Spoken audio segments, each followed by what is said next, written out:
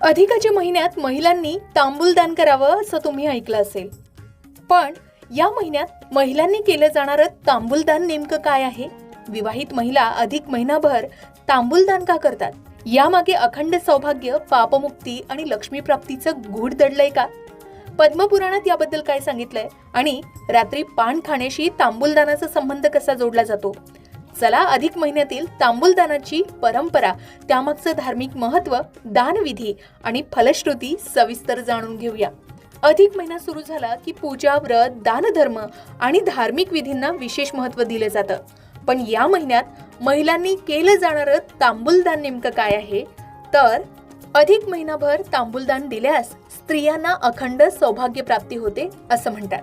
त्याचबरोबर अधिकाच्या महिन्यात तांबूल दानाला विशेष महत्त्व आहे. सामान्यपणे तांबूल दानासाठी पान, सुपारी, काथ, चुना आणि अडकित्ता घेतला जातो.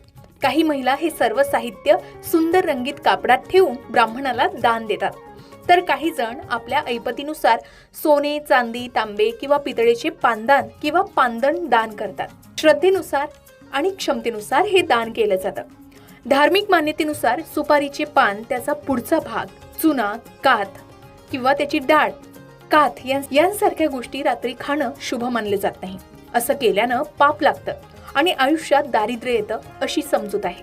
त्यामुळे हे दोष दूर व्हावेत आणि पापातून मुक्ती मिळावी म्हणून अधिक महिन्यात तांबूल दान करण्याची परंपरा आहे.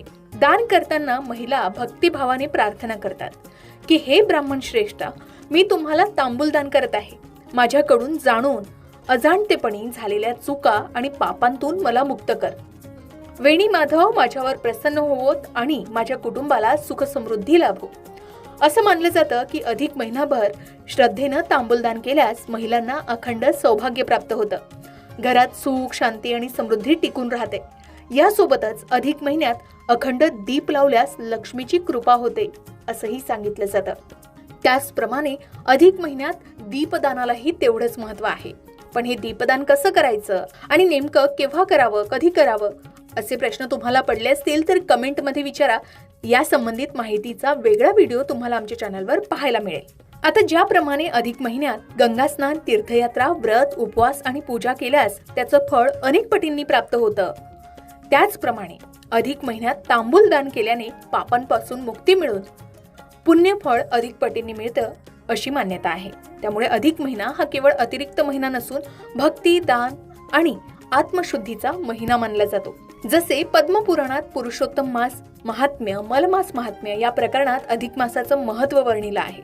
त्यात अधिक मासात करायची व्रत, दानाची विधी, फलश्रुती